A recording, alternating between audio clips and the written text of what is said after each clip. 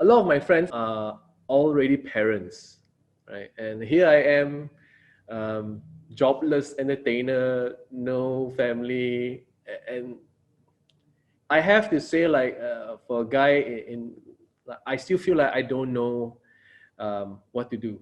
I feel lost, and I think a lot of guys in their 30s feel this way, whether, they're unsure, a lot of uncertainty, like they don't know what is normal. I think we have these thoughts because guys, we don't talk about it enough.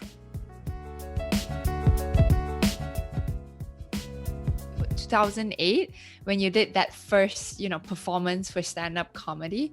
How did that happen? Like, who persuaded you to go?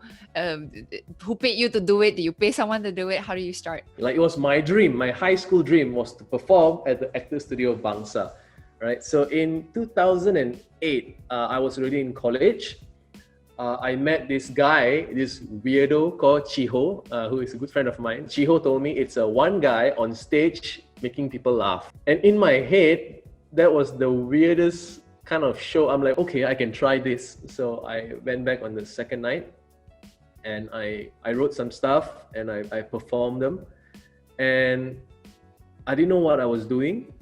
Some of the jokes didn't work. But I remember the first joke that got a laugh. I'm very ashamed because this is a joke I still tell today. But the first joke that got a laugh was, I said Malaysia and Singapore always had rivalry, but I think Singapore is a very fine country because everything you do in Singapore, you sure get a fine. And then I went on to say, you eat in the MRT, you get a fine. You jaywalk, you get a fine. Everything you can get a fine. I was so paranoid as a Malaysian boy. I went to Singapore. I saw a beautiful Singaporean girl and I said, "Hello, how are you?" And she said, "I'm fine." I asked, "How much the fine?" So that was the first joke I remember that got a laugh. That's great.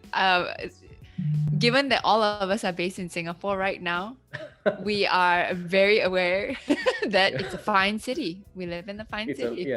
So you weren't wrong. I know with every performance, and it's great that you remember so vividly this first, laugh that you got from the audience, right?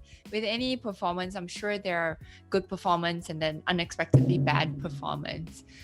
Would you mind sharing one of these instances where perhaps it was a painful experience, and how was it like?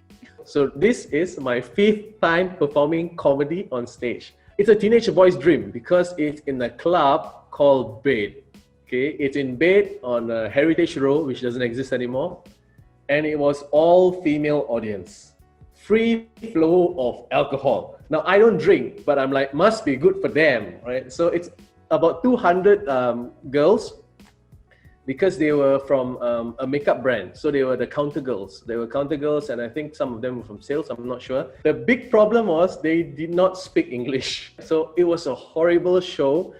And until today, whenever someone asks me what a bad show feels like, I can very vividly say it feels like 200 girls just broke up with me at the same time, and they have formed an anti-me committee in front of me and are talking about me.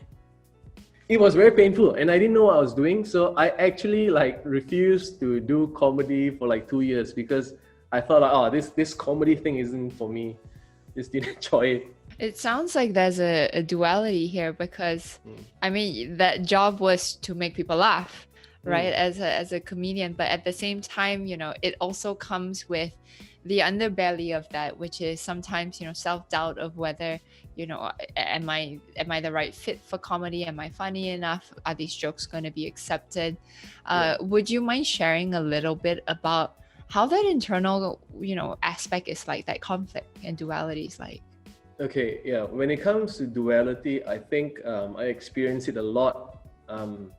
For one, my real life person is like this. I am very monotonous. I am very reserved. Whereas on stage, I talk a lot faster.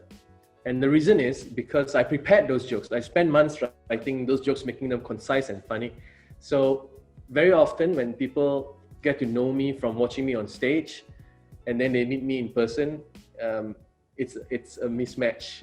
The other aspect of duality is that as much as I would like to make people laugh, I think being a comedian or performing comedy is a big responsibility, because the art form itself is very demanding on an audience. Secondly, the demand is very big because I'm asking them not to talk to their friends, but to keep quiet, pay attention to me for like 20 minutes, 30 minutes, an hour.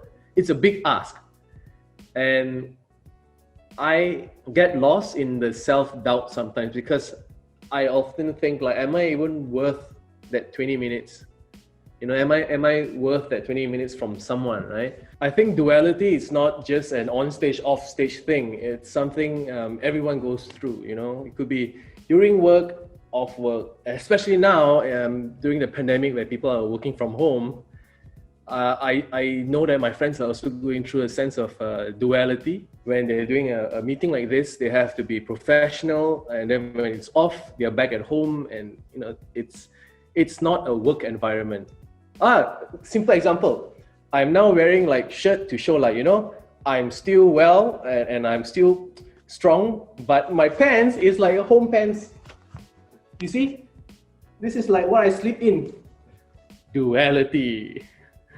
When you were, in this state, I remember at some point Indy said something to you that really stuck with you. What was that?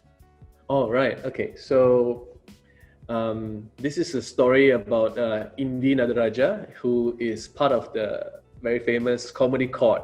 Indy said to me, you should be happy you can doubt yourself, because when you doubt yourself, that's when you know you are real and the audience will see that you are real. Hi, I'm Kuah Jenhan. As a stand-up comedian, life isn't always about laughter. It's about living. And when the going gets tough, it's good to have a thoughtful chat. Magic.